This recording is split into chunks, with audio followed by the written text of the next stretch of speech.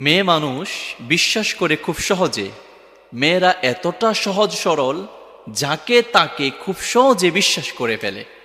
এর জন্যই প্রায় অধিকাংশ মেয়েদের জীবনে দুঃখ এবং কষ্ট দেখা যায়। মেয়েদের অর্ধেক, প্রায় বলতে গেলে বেশিরভাগ মেয়েদের পুরো জীবনটাই নষ্ট হয়ে যায় ভুল মানুষকে বিশ্বাস করে।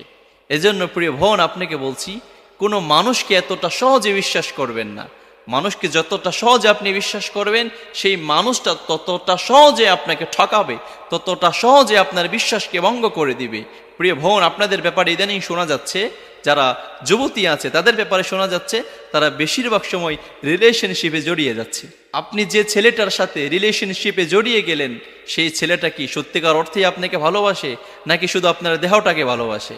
সম্মানিতা প্রিয় বোন, আপনাকে বলছি, এই সমাজের বর্তমান পরিস্থিতি দেখেই আপনাকে বলছি, এই সমাজে আপনাকে কেউ ভালোবাসে না, আপনার দেহটাকে ভালোবাসে। শুনতে কথাটা খারাপ শোনা যাচ্ছে, কিন্তু এটাই সত্যি কথা। খবরদার, হারাম রিলেশনশিপে যাবেন না। হারাম রিলেশনশিপে শান্তি নাই। হারাম রিলেশনশিপে যদি যান, তাহলে আপনার ভবিষ্যৎটা আপনি নিজ হাতে ধ্বংস করে দিয়েছেন, ধ্বংস করে দিচ্ছেন। এই কথাটা কিন্তু আপনার মাথার মধ্যে আপনি সেট করে রাখবেন। খবরদার, হারাম রিলেশনশিপে যাবেন না, আর বিবাহ বহির্ভূত কোনো সম্পর্কের সঙ্গে জড়িয়ে যাবেন না, আর অন্ধের মতো কোনো পুরুষকে বিশ্বাস করবেন না, কোনো ছেলেকে বিশ্বাস করবেন না।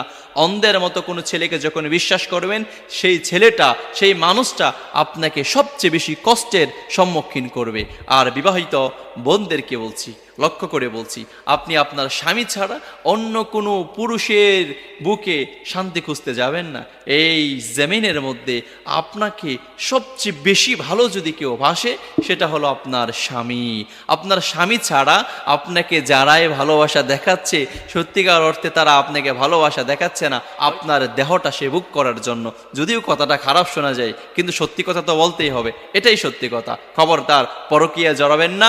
আর যুবতী বোনদেরকে বলছি, রিলেশনশিপে জড়াবেন না। আর এতটা সহজে মানুষকে বিশ্বাস করবেন না, যে বিশ্বাসের পরে আপনার জীবনটা ধ্বংসের মুখে পড়ে যায়।